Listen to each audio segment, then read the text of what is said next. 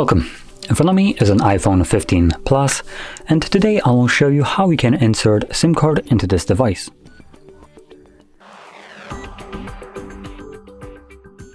Now, to get started, you'll need to grab a SIM ejector, which will come provided with the device in the box and looks similar to this.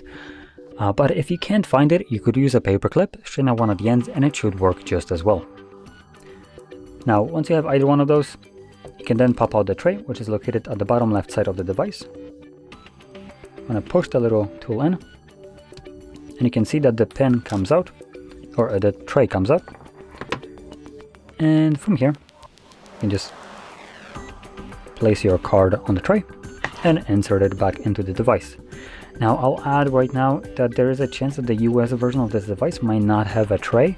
I'm not sure if that is correct or not, but if that is, then you'd most likely need to add an eSIM card to your device, which if you have the physical one, you would actually need to go to your service provider or card provider and get a eSIM number or QR code, whatever it is, and then add it in the settings.